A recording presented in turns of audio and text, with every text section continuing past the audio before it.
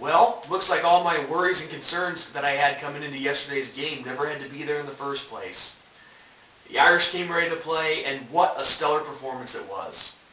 It was incredible how balanced on both sides of the ball they were. I know this has been overused a lot in the past 24 hours, but that was definitely a unified team we saw out on that field yesterday. That's the team that we should have been seeing all year long. But anyway, where do I start here? The defense. The defense did an incredible job shutting down that Navy triple option offense. Held them to 198 yards on the ground. And considering the fact that Navy is a team who averages 325 rush yards a game, I'd say that's shutting them down. So, incredible job by the defense. And specifically, Manti Te'o. All I can say is have a game, kid. He was in there all over the place yesterday, making plays, making tackles. Definitely my defensive MVP of the game. On the offensive side of the ball, 8 touchdowns total by the offense, 7 of which came from the ground. The rushing game was on fire. Jonas Gray, 70 yards, 3 touchdowns. Sierra Woods, 65 yards, 2 touchdowns. Only one passing touchdown, but what a passing touchdown it was. A 53-yarder from Tommy Reese to Michael Floyd. And Floyd, who finished the game with the only receiving touchdown, 120 yards, and even had a rushing touchdown. But actually, I thought it was a passing originally, but backward pass, so rushing yards, rushing touchdown. But anyway, stellar game by Michael Floyd. Tommy Reese, great day passing the ball, around 235, 240 yards, somewhere in that range. I was impressed. Just like I said earlier, what a well-balanced team we saw yesterday. I believe the offense in total had about 443 yards in total offense. 56 points. Hey, how can you really complain about this game? Also, on a little side note, another key player, special teams, Austin Collinsworth. Another guy who was in there on making plays on the kick return, making tackles, and even on the receiving end had a nice little 30-yard return late in the game. So great job, Austin Collinsworth. I may not be able to stand his dad's commentary on Sunday Night Football, but whatever. That's beside the point. Not really too many negatives to see in this game. Just for the second consecutive week, dropping a screen pass that turned out to be a backwards pass. Come on, guys. You're at the collegiate level here. You can't be making those kind of mistakes. And it was a very crucial part in the game, too, because Navy used that possession to score their first touchdown, and it was 14-7 at that point. So anything could have happened. And the second turnover came from a Tommy Reese interception, but that was late in the game, and we already had it wrapped up by then.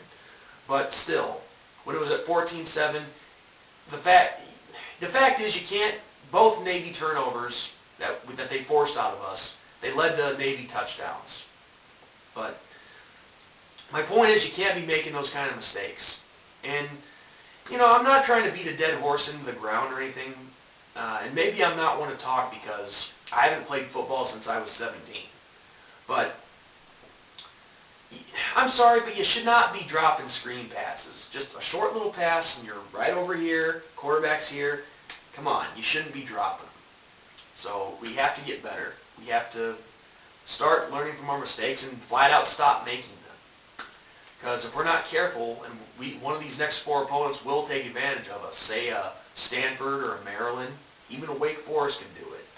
But anyway, overall, not really too much that I can complain about this game. I mean, we did win 56-14.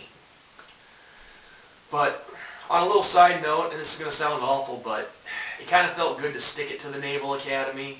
And I say this in a football way, not stick it to the United States Navy. But 3 out of the last 4 years, they've had their fun with us, and Coach N, he's like I said in my preview, he's been known to throw surprises at us and change his team into a completely different team when it comes time to playing Notre Dame. So, at 3 out of the last 4 years, he's had his nose up in the air a little bit and developed a little bit of a cocky attitude. So it's kind of nice to knock him off the cloud he was floating on. But seriously, guys, I have nothing but respect for our men and women of the United States Naval Academy. I'm just talking strictly on the football end of things. Because when you think about it in the grand scheme of things, what is football to them with what they have, coming up after the Navy Academy? But anyway, that's all I can say about the game. Also, I want to take a few minutes to talk about what's been happening this past week. Now, honestly, I really wouldn't, if I was an Irish fan, I say this to all you Irish fans out there, I wouldn't be looking too much into the stuff with, what Brian Kelly said and with all the Twitter activity going on. I honestly think it was just pure frustration out of his part. And should he have called out his players in public like that? No, probably was not a good idea. Because doing something like that can reflect on your character. But at the same time, I can understand how it would just, you can only take so much frustration before it finally gets the better of you. And I can understand that part of it on Brian Kelly's part. Because as a fan, I've been frustrated too this season. Because we are a 5-3 team right now. And to be honest with you, we should not be a 5-3 team. We should be either 8-0 or at the very worst 7-1. But all these little mistakes that we've been making have hurt us. So I think that's what Brian Kelly was trying to say is that, hey, we're a much better team than that. We should not be 5-3. So I can understand the frustration getting the better of him a little bit. And who knows, maybe he could have been just saying all that stuff to get the team motivated for yesterday. I don't know. But regardless whether Kelly was telling the truth or not in what he said, hey, the players still have to play as a unit, and not have any, separation amongst them. So, regardless whether Kelly meant it or not, you use that as motivation to be a better football player and to play harder out there. So honestly, to all my fellow Irish fans, I wouldn't be reading too much into it. I'm not, so neither should you guys.